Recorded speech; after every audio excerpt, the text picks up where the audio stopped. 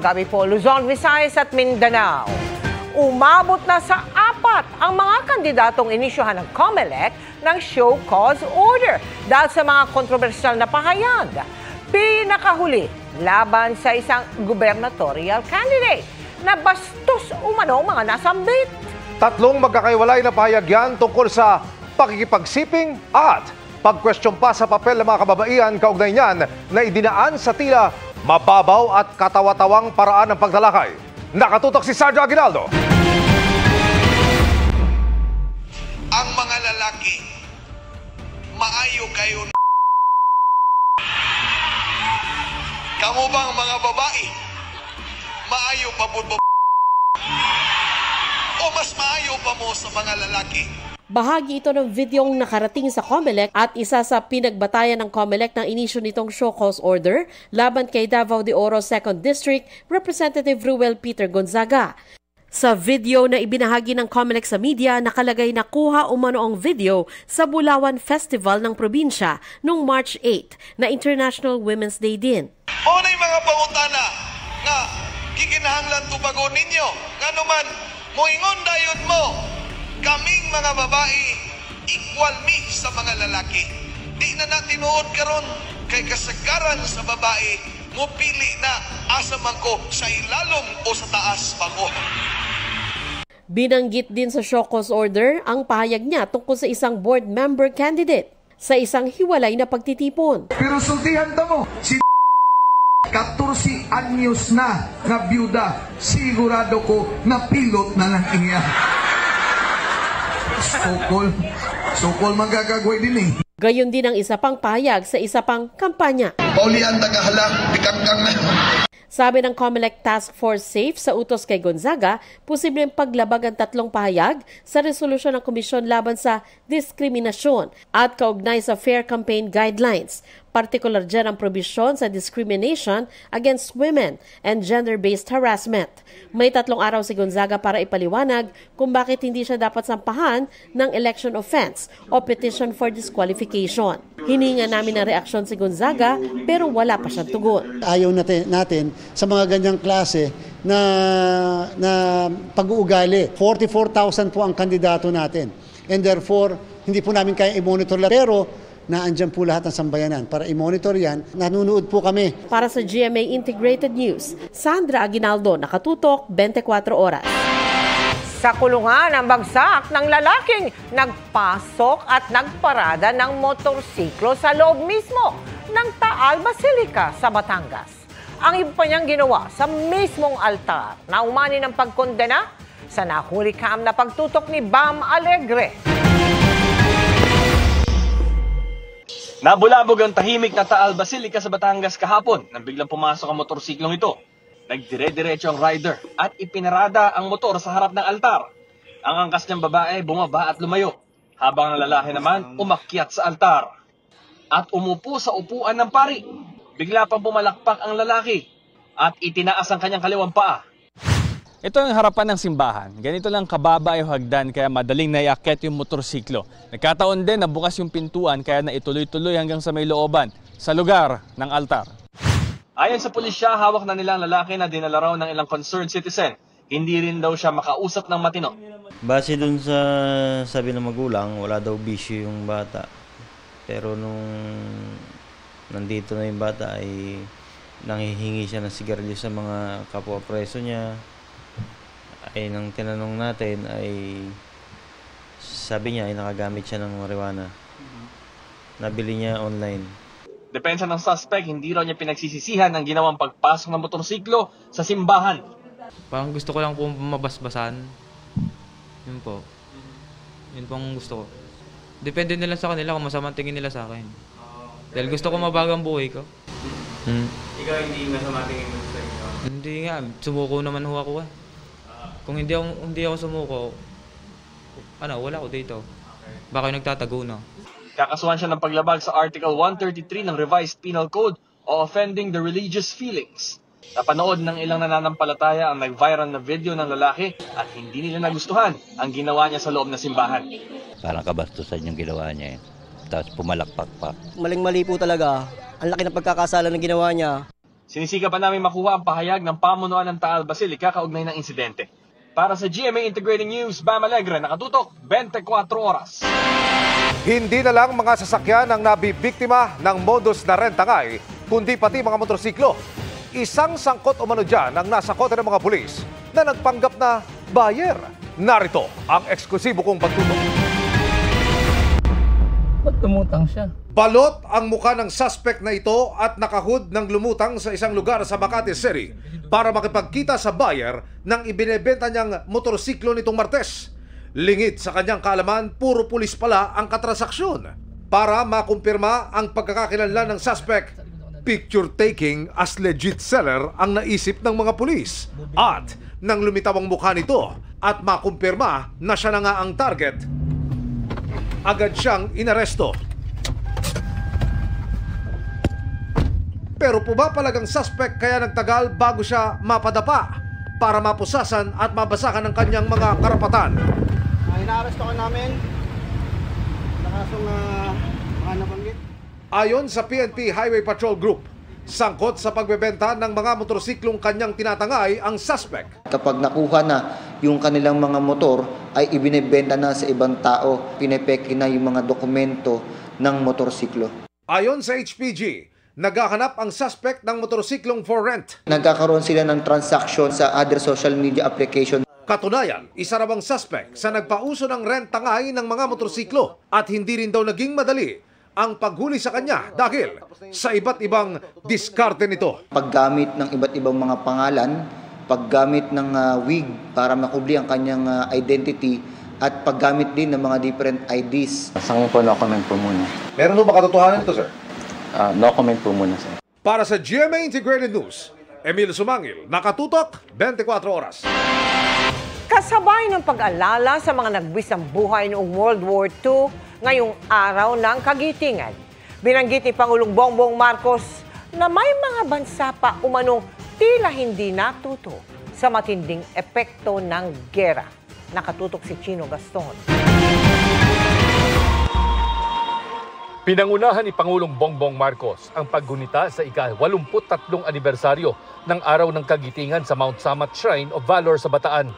Taunang binibigyang pugay ang kagitingan ng mga Pilipino at Amerikanong sundalo na namatay sa digmaan laban sa mga puwersa ng Hapon noong pangalawang digmaang pandaigdig. Ayon sa Pangulo, isa raw sa mga dapat hindi kalimutang aral ng Bataan ay hindi solusyon sa kahit anong problema ang gera. The solution to war is not more war, and that the solution to war is only peace. An honorable peace that is arrived at by the different parties involved in having a hand and a voice in achieving that peace. Walang pinangalanan pero tila may mga bansa pang hindi raw natuto sa matinding epekto ng gera. We are a little bit disappointed to see that the world, parts of the world, and many countries in the world have yet to learn that lesson. And we hope that that peace will be brought to us soon. Kasamang dumalo sa okasyon si Japanese Ambassador Endo Kazuya na ginunita ang naging papel ng Japan sa digmaan. Sa mahigit 83 taon mula ng World War II, minabuti raw ng Japan na sundin ang daan tungo sa kapayapaan at ayaw ng gera. Kung noong World War II kalaban ng Japan ang Pilipinas at Amerika, ngayon wala na raw kayang yumanig sa alyansa ng tatlong bansa. Japan, the Philippines, and the United States, once divided by conflict, now stand united as allies and partners.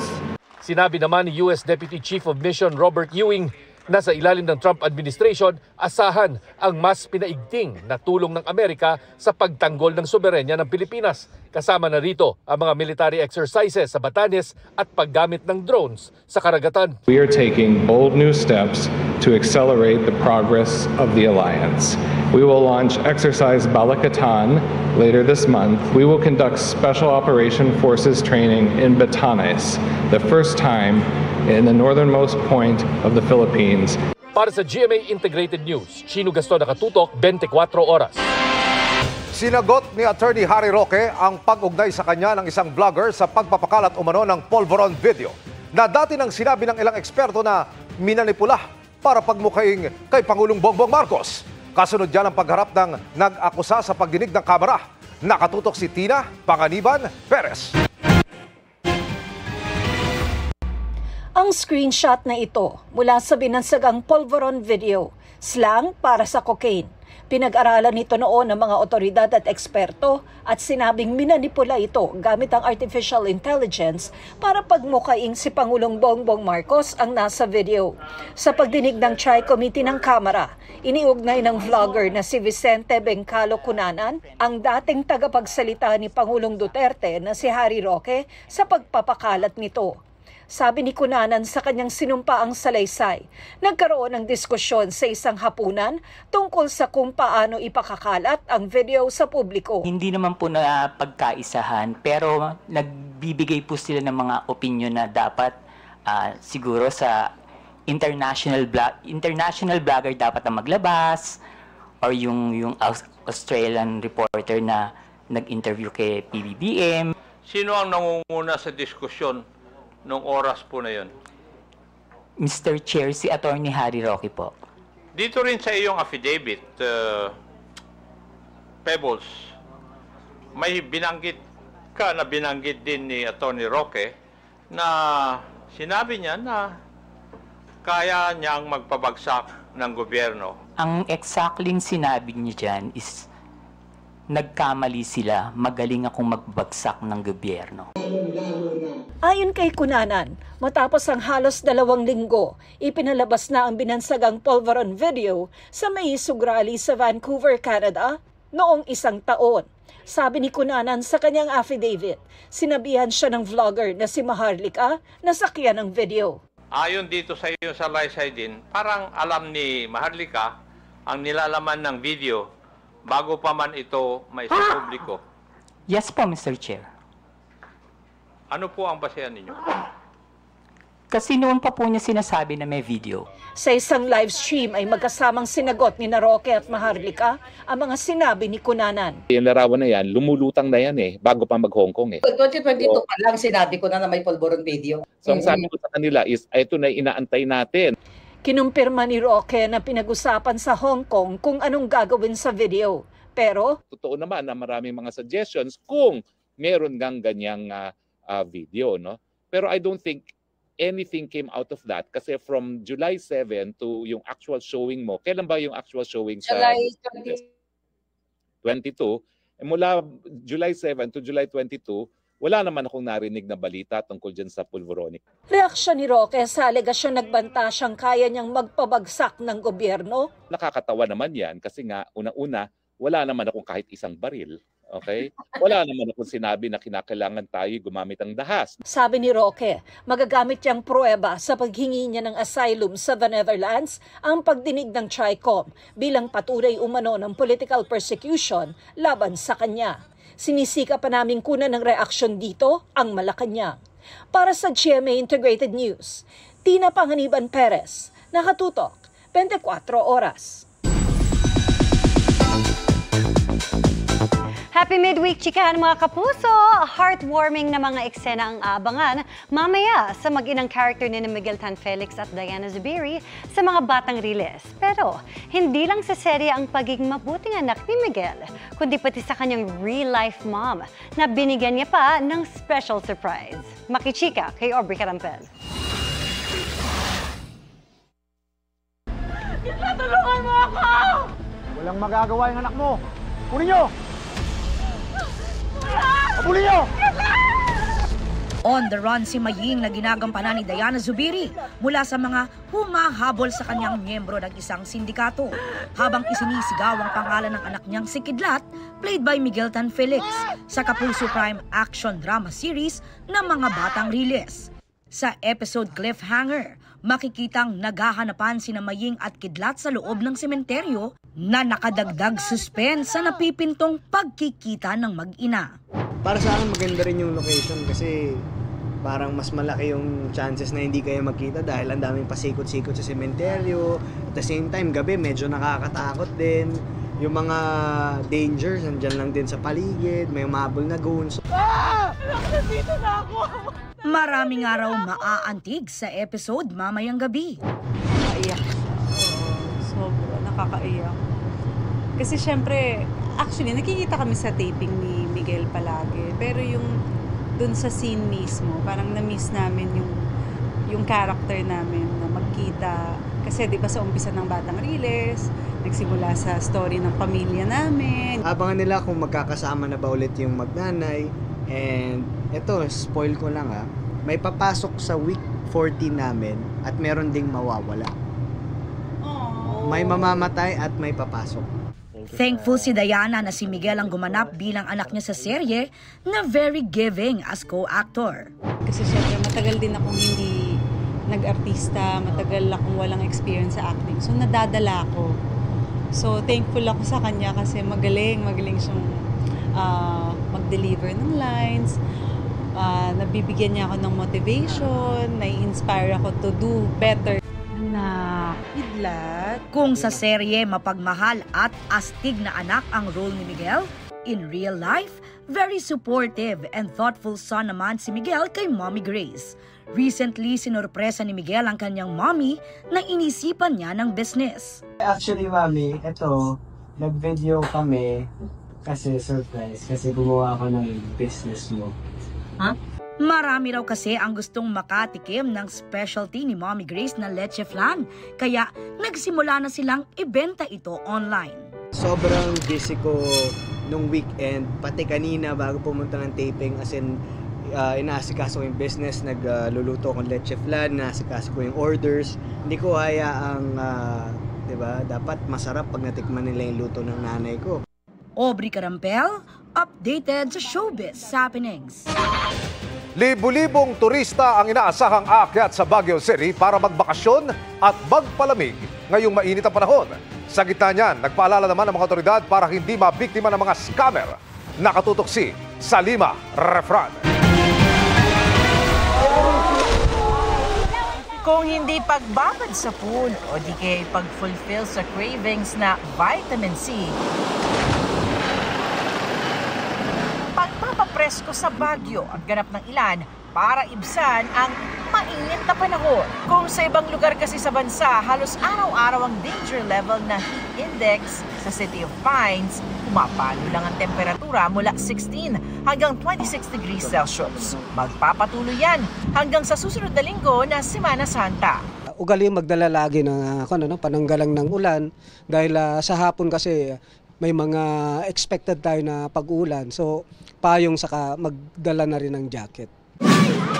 Kaya ngayon pa lang na holiday dahil araw ng kagitingan, maraming umakyat sa summer capital ng bansa. Ayon sa Tourism Office, umabot sa 150,000 ang bilang ng turista noong Semana Santa 2024. Inaasahang darami pa yan sa susunod na linggo, lalo't maraming pwedeng puntahan, gawin at tikman sa lungsod. After we have been designated as a UNESCO Creative City, parang there's been a renaissance of culture and arts scene here in Baguio City, not only in terms of art galleries or museums, but even in gastronomy. Paalala naman ng mga otoridad, ugaliing i-check sa Baguio Tourism ang inyong mga tutuluyan dahil dumarami ang mga nabibiktima ng accommodation scam. They will pause yung mga properties, pinapa-down payment agad na kesyo it's a limited slot lang. Pag pinupuntahan po nila yung lugar, wala pala yung ganong lugar. So it's fake. Asahan din daw ang mabigat na traffic. Normally po, ang mga nagpa-flight po na sasakyan natin sa Baguio is 30 to 35,000. Nagka-times 3 po siya pagka peak season po natin, kagaya ng Holy Week po. Maaari namang gumamit ng mga tinaguriang vacation lanes o mga kalsadang iiwas na sa downtown papunta sa ibang tourist destinations. Pwede ring mag-download ng BCPO View Baguio app sa pamamagitan ng QR code. May updated traffic situations, crowd estimates sa tourist locations, at dami ng available parking slots. Mahigpit na pinatutupad dito sa Baguio City ang mga traffic ordinances. Ang obstruction, illegal parking at paglabag dun sa number coding, may multang 500 piso. Ang mga hindi naman magbibigay sa mga tumatawid dito sa pedestrian lane, may multang 1,000 piso.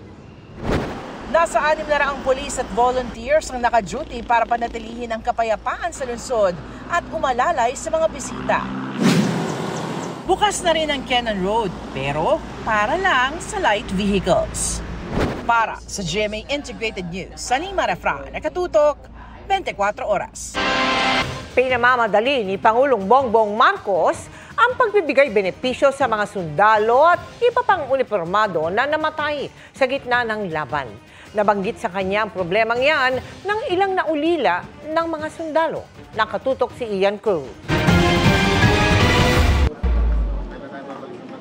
Ganun na lang ang pagluha ng mga naulila ni Police Lieutenant John Del De Roma Mayo nang makita ang larawan nito sa hanay ng mga itinuturing na bayani ngayong araw ng kagitingan na nariwa sa kanila ang naramdaman nang mabalita ang killed in police operation si Mayo sa Negros Oriental noong July 2024. Nung pagpasok ko, nakita ko yung picture niya. Hindi ako makapaniwala na wala na talaga siya. Malalaman mo na lang na may tatawag sa'yo, sasabihin sa'yo condolence.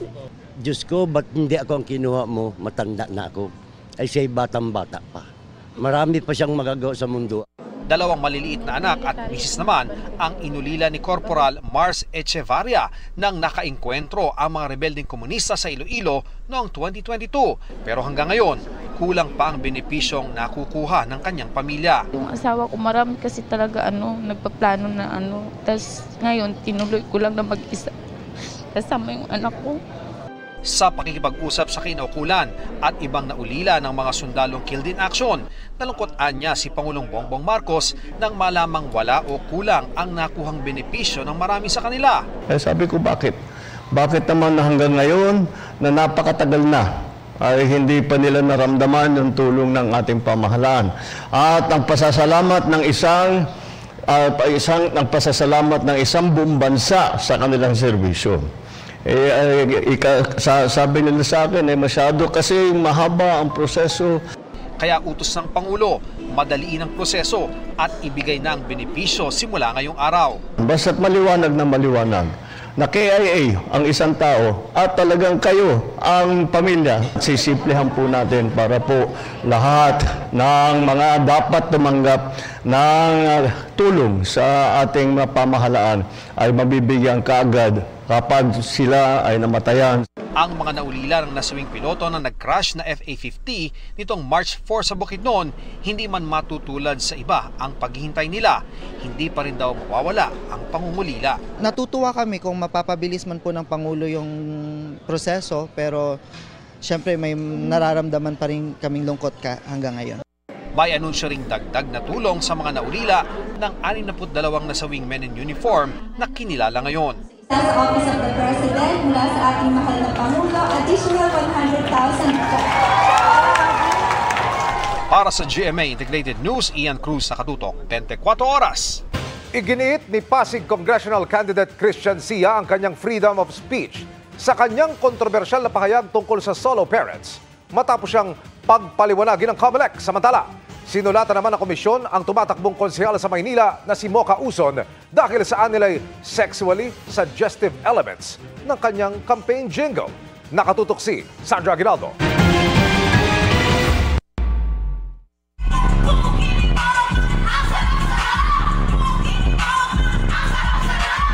Hindi pasok sa panlasa ng Commission on Elections ang campaign jingle na ito ng vlogger na si Mocha Uzon, kandidato sa pagkakonsehal sa Maynila. Sinulatan si Uzon ng COMELEC Task Force on Safeguarding Against Fear and Exclusion in Elections at tinukoy ang mga sexually suggestive elements nito. Maaring maging dahilan daw ito para hindi mapag-usapan ng seryoso ang polisiya, pamamahala at kinabukasan ng mga komunidad. Ang mga salitang may double meaning ay ginagamit daw sa kampanya pero sana raw ay hindi ito maging dahilan para mawala ang atensyon sa plataporma at maiwasan ang pagkakaiba ng katanggap-tanggap na pananalita at kabastusan. Sabi ng COMELEC, makabubuting ihinto na ni Uzon ang paggamit ng naturang jingle. Itigil na lang po muna yung pagpapalabas niyan. Kung nagkagastos po dyan, ganun po talaga yung consequence niyan. Kasi sana po naman ay napag-isipan muna natin bago natin inilabas o bago natin ginamit yung isa pong materyales na maaari po maka-offend sa sensitivities and sensibilities ng mga tao, lalo na po mga kababaihan. Sulat lang ang pinadala ng COMELEC kay Uzon pero posible raw ito maging show cause order depende sa gagawing hakbang nito. May panawagan din ng COMELEC sa iba pang kandidato na maaaring nasa kaparehong sitwasyon. Ang totoo, magdi-disqualify pa talaga ang COMELEC, edi abangan nyo na lang po sa mga susunod na araw kung anong gagawin ng komisyon. Agad namang sumulat si Uson sa COMELEC para iparating na inutusan na niya ang kanyang campaign team na itigil ang paggamit ng jingle. Nire-review na raw nila ang lahat ng kanilang content para matiyak na pasok ito sa standard of decency at akma sa public discourse and electoral engagement. Kaugnay naman kay Attorney Christian Sia, congressional candidate sa Pasig City, na inisyuhan ng show cause order ng COMELEC dahil sa komentong ito. Minsan sa isang taon, ang mga solo parent na babae na nireregla pa, pwedeng sumiping ho sa akin. Inilabas ng COMELEC ang paliwanag ng kandidato. Dito ay giniit niyang hindi umano nakadiscriminate o nakaharas ng babaeng solo parents ang payag niya. Dagdag niya, hindi nawalan ang solo parents ng fundamental human rights at freedom nila. Maaari raw magaspang ang dating ng pagsasalita niya pero bahagi raw ito ng kanyang freedom of speech o kalayaang magpahayag. Pag-aaralan daw ng COMELEC ang paliwanag ni Sia. Para sa GMA Integrated News, Sandra Aguinaldo, nakatutok 24 oras. May cloud cluster o kumpol ng mga ulap na binabantayan ng Pag-asa sa silangan ng Mindanao. Sa ngayon, mababa ang tsansa nitong maging low pressure area o bagyo, pero posibleng magpaulan sa ilang bahagi ng Mindanao. Easterlies ang patuloy na makakaapekto sa halos buong bansa at magdadala ng mainit na panahon. 17 lugar ang posibleng makaranas ng danger level na init bukas ayon sa Pag-asa. Pinakamataas ang 43 degrees Celsius sa Dagupan, Pangasinan, pati sa ilang bahagi ng Southern Luzon at Bicol Region. Sa Metro Manila, 39 hanggang 41 degrees Celsius, may tsansa pa rin ng localized thunderstorms. Base sa datos ng Metro Weather, posible rin ang ulan sa Cagayan Valley, Cordillera, pati sa ilang bahagi ng Visayas at Mindanao kasama ang Zamboanga Peninsula, Soc-Sargen, Caraga at Davao Region. Maging handa pa rin sa banta ng baha o landslide, gaya na nangyari sa Don Marcelino, Davao Occidental kung saan gumuho ang gilid ng bahagi ng bundok. Humambalang sa halos buong kalsada ang gumuhong lupa. Malalaking bato at ilang puno. Stranded ang maraming sasakyan at naglakad na sa gilid ng seawall ang ilang residente. Ayon sa MD-RRMO, posibleng lumambot ang lupa dulot ng mga pagulan nitong mga nakalipas na araw. 13 lugar sa bansa ang nakapagtala ng mapanganib na damang init o heat index ngayong araw. Para maibsan yan, may ilang sinamantala ang holiday para magtampisaw sa Baseco Beach sa Maynila, kung saan dati nang ipinagbawal ang paliligo dahil sa maruming tubig. Nakatutok si Mav Gonzalez. Payong, beach mat at pampiknik. Kumpleto ang bitbit ng mga pamilyang ito kanina na magsuswimming sa Baseco Beach sa Maynila. Sobrang init kasi sa panahon ngayon. Kaya gusto namin mag-swimming lang dito sa Baseco. Dito naman kami para ma-fresh kuha naman po kami dito. Saka dito walang gastos. Libre lang kahit pumasok ka, kahit sino. Kahit marumi, ligo lang. Ibabalong na lang. Opo. Sinamantala rin ng ilan ang holiday kaya dito na nag-mini reunion. Dito na rin sila kumuha ng pananghalian. Ngayon lang po kami nagkita-kita, magkakaibigan eh. Oo, kaya holiday din, kaya sinulid na namin. Nguha kami dyan ng taong. Ako. Ayun oh. Siguro mga kalahating bal dito, nagsayo na kami. Dagsa ang mga tao sa Baseco Beach dahil holiday at dala na rin ng mainit na panahon. 13 lugar sa bansa ang nakapagtala ng danger level na heat index. Pinakamataas ang damang init sa Dagupan, Pangasinan na umabot sa 44 degrees Celsius. Sa Metro Manila, nasa 40 degrees Celsius naman ang pinakamataas na nadamang heat index. Kaya kahit may mga basura sa tubig, hindi ito alintana ng mga naliligo. Pag high tide malinaw, pag low tide naman po, maraming mga basura.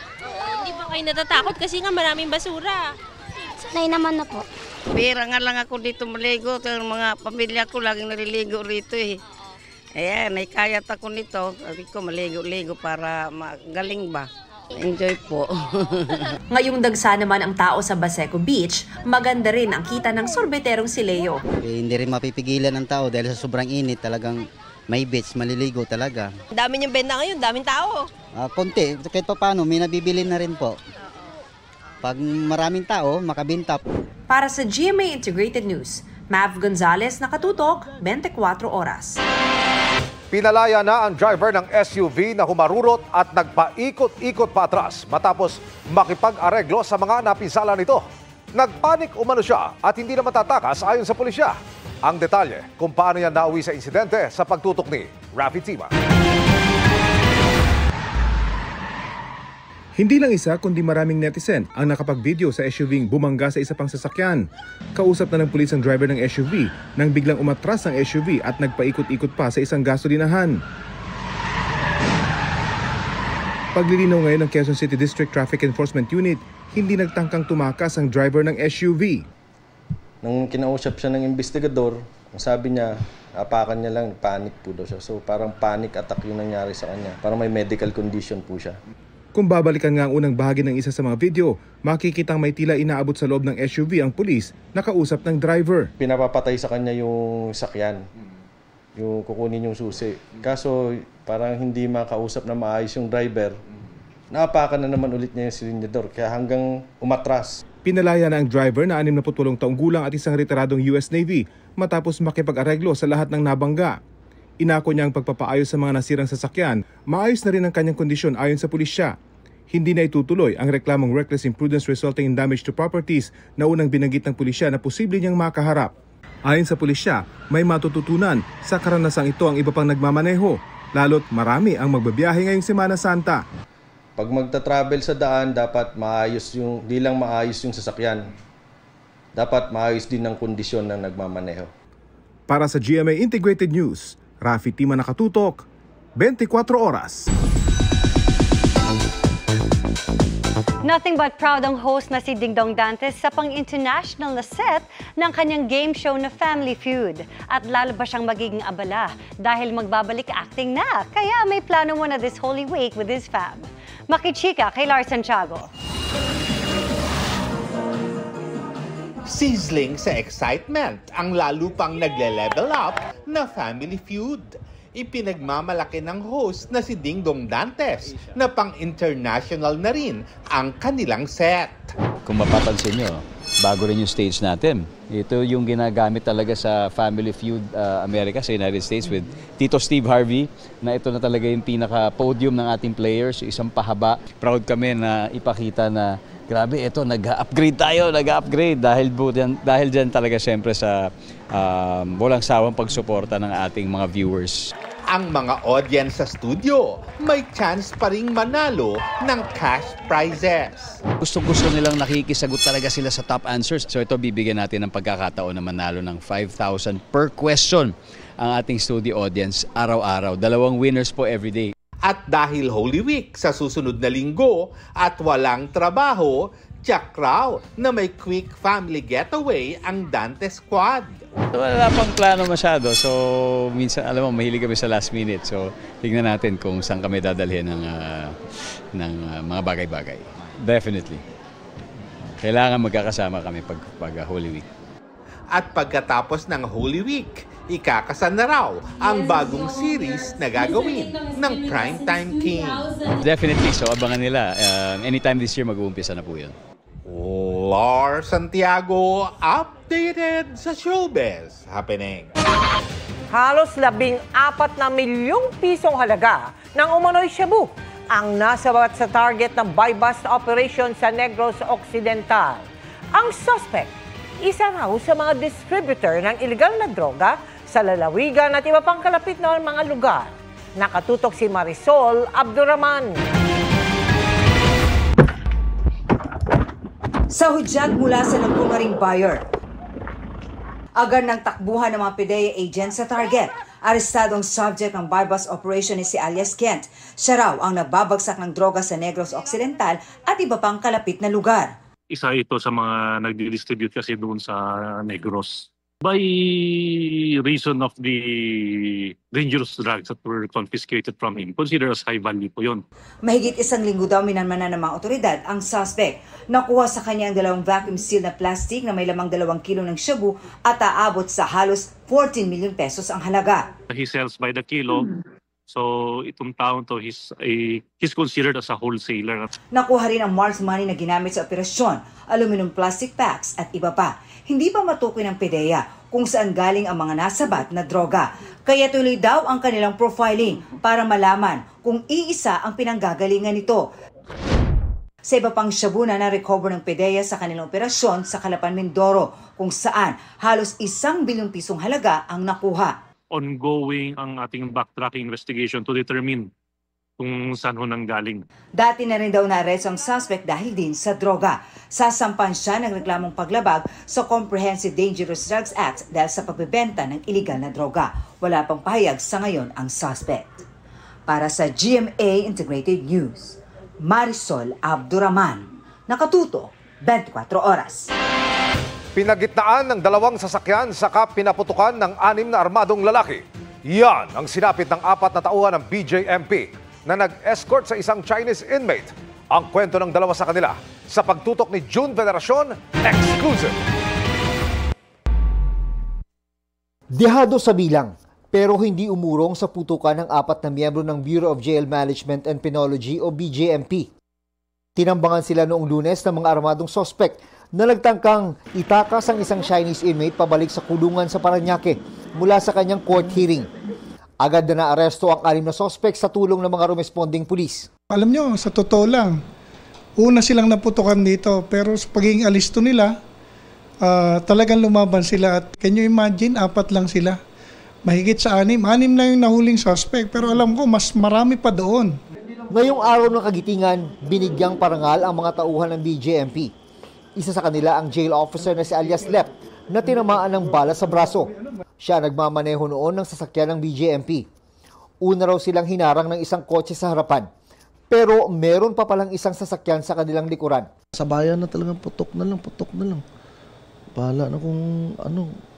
Sabi ko, ito nang katapusan namin siguro. Ba't mo nasabi yun? Yung 2 sasakyan. 4 lang kami, tapos na-sandwich pa. Kahit tinamaan na, patuloy na nakipagbarilan si Alias Lep hanggang sa mapaatras ang mga sospek. Salamat, buhay kami. Yan ang ano ko lang talaga. Dating nagkita ko itong 3 na yakap ko. Isa sila. Sabi ko, buhay tayo. Sabi ko. Sa gitna ng putukan, hindi raw pinanghinaan ng loob ang jail officer na si Jam sa kabila ng mas malalakas na armas na dala ng ilan sa mga sospek.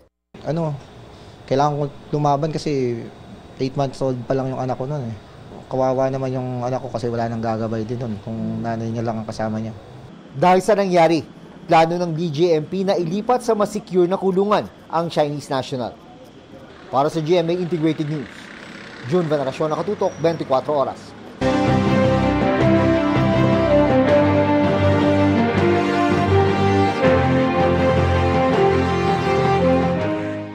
Tatlong araw na lang bago ang eleksyon 2025, patuloy sa panunuyo at paglatag ng kanilang plataporma at advokasya ang mga tumatakbo sa pagkasenador. Nakatutok si Ivan Mayrina. Nakipagdialogo sa mga mangingisda ng Calapan Oriental Mindoro si Ronel Arambulo. Kasama niya si Liza Masa. Si Representative Arlene Brosas, isinulong ang proteksyon ng LGBTQIA+ sa Tarlac. Tutol si Teddy Casino sa dredging operation sa Occidental Mindoro. Suporta sa mga lokal na lider ang binigyan diin ni Senator Pia Cayetano sa Nueva Ecija. Reforma sa K-12 system ang isinusulong ni David D'Angelo. Pagpapalakas sa mga korte laban sa korupsyon ang nais ni Attorney Angelo de Alban. Lumahok sa isang prayer vigil sina Mimi Doringo at Amira Lidasan sa Bugsok, Palawan. Pagtuldok sa political dynasties ang tinalakay ni Luc Espiritu. Pantay-pantay na sahod at reforma sa lupa ang ilan sa binigyan diin ni Modi Floranda, Jerome Adonis at Danilo Ramos sa Oriental Mindoro. Pagpapalawig ng OFW Hospital ang isinulong ni Senador Bongo. Sa Pangasinan, naglatag ng plano sa food security si Ping Lacson. Pagpapaulad ng turismo ang isinusulong ni Senador Lito Lapid sa Laguna. Nakiisa sa araw ng kagitingan sa Lanao del Norte si Congressman Rodante Marcoleta. Si Kiko Pangilinan, pagpapabuti ng lagay ng magsasaka at mangingisda ang itinulak. Hinikayat naman ni Ariel Carubin ang mga kabataan na ipaglaban ng bansa. pag-amyenda sa rice tarification law ang gusto ni Benhur Abalos. Nag-ikot sa Bicol Region si Bam Aquino. Patuloy namin sinusundan ang kampanya ng mga tumatakbong senador sa eleksyon 2025. Para sa GMA Integrated News, Ivan Mayrina, nakatutok, 24 oras. Dahil sa abong binuga ng Bulkang Kanlaon, maagang kalbaryo ng mga taga Negros Occidental ang kakulangan sa malinis na tubig. Sa La Carlota City, halos wala nang mainom, lalo't mahina na rin ang tubig gripo. Kontaminado ng ashfall ang tubig mula sa bukal. Sa ngayon ay nagrarasyon na ng tubig ang City Hall sa mga apektadong barangay. May mga residente na ring sumama ang pakiramdam dahil sa nalanghap na asupre, kaya lumikas na. Pinapayuhan ng mga residente na mag-face mask at huwag lumabas ng bahay kung hindi kinakailangan. Nakataas pa rin ang Alert Level 3 sa Bulkang Kanlaon. Kinumpirma ng Foreign Affairs Department na patay na ang isa sa 4 na nawawalang Pinoy kasunod ng magnitude 7.7 na lindol sa Myanmar. Nakausap ng GMA Integrated News ang kanyang may bahay. Nakatutok si Mark Salazar.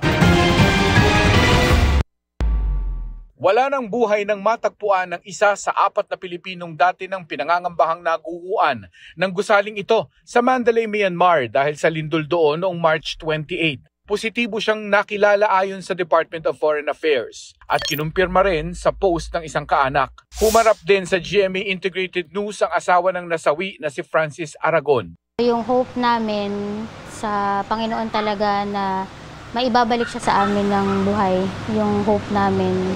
Though yun nga, yung sa nabalitaan na namin nangyari, nagpapasalamat pa rin po kami kasi naibalik siya sa amin, nakita namin siya. Napanood ni Kathleen via video call ang pag-cremate kay Francis sa Myanmar kanina. Mas mapapabilis daw ang pag-uwi kay Francis kung cremated siya. Nakatira si Aragon sa ika-6 na palapag ng Sky Villa Building. Isa sa mga gumuho at pinakamatinding napinsala ng 7.7 magnitude na lindol. Huli siyang nakausap ng kanyang asawa 3 oras bago ang killer earthquake. Isang 4 na taong gulang at isang 2 taong gulang na anak ang inulila ni Francis. Sakit na nararamdaman ko ngayon, hindi ganun yung nararamdaman nila. So gusto kong maalala nila yung tatay nila na masiyahin, na mahal sila. Hindi yung pain ngayon na nararamdaman ko. Ang iba namang nawawala patuloy na hinahanap ayon sa Foreign Affairs Department. Para sa GMA Integrated News, Mark Salazar, nakatutok 24 oras. Patuloy ang pagtalakay sa mga hakbang para paghandaan ang pinangangambahang The Big One. Kabilang sa mga binigyan diin sa isang pulong, ang kahalagahan ng matibay na mga istruktura. Nakatutok si Bernadette Reyes. Kabilang ang sinapit ang Bangkok, Thailand sa pagyanig noong March 28 sa binabalik-balikan ngayon ng mga otoridad ng Pilipinas. Matindi na ang pinsala roon at may nasawing mahigit 30. Kahit pa nasa Myanmar ang sentro ng 7.7 magnitude na lindol kung saan mahigit 5,000 naman ang patay. Sabi ng Office of Civil Defense sa kapihan sa Manila Bay, mas marami ang pinangangambahang masawi sa posibleng The Big One na aabot sa hanggang mahigit 50,000. Ang lindol kasi na tinatayang mahigit 7 magnitude din, inaasang nasa Mataong Metro Manila ang sentro dahil nasa ilalim nito ang fault. Every 400 years yan gumagalaw base sa pag-aaral at ang huling paggalaw ng West Valley Fault was in 1658. So if you will move that forward, kailan yung 400th year, papasok yan ng around 2058. Of course, hindi naman yan eksakto. Kaya kabilang sa pinag-usapan naman sa Second Annual Earthquake Preparedness Summit, ang halaga ng pagiging matibay na mga istruktura. It doesn't mean that the new structures after 2004 are resilient or matibay. No? Hindi po tayo sigurado dyan. Sa random inspection ng Philippine Iron and Steel Institute, 30% raw ng mga produktong nasusuri nila ay hindi pumapasa sa standards. Kaya naman mahalaga raw na masuri muna ang kalidad ng produkto bago ito bilhin. Worst case scenario, may guguho po yung bahay nyo or building, no? Worst case scenario. So yun ang iniiwasan po natin. Pag bibili po kayo sa tindahan, isukatin nyo po minimum length is 6 meters. So kung may panukat kayo, kung mas maiksi siya sa 6 meters, substandard na po yun. Dagdag tips sa mga bibili, hanapin sa bakal ang tatak na patunay na nasuri ito ng Bureau of Philippine Standards o BPS. So yung logo po, approved po yun ng BPS and makikita po yun sa website po ng BPS. Sa mga bundles po, required po na may bundle tags. Pinapalagay din po or required po ng ating regulation na nandun po yung PS license mark as well as yung license number ng manufacturer. Para sa GMA Integrated News, Bernadette Reyes, nakatutok 24 oras. Mga kapuso, kinilala sa 2025 Global Filipino Icon Awards ang kapuso broadcast journalist na si Cara David.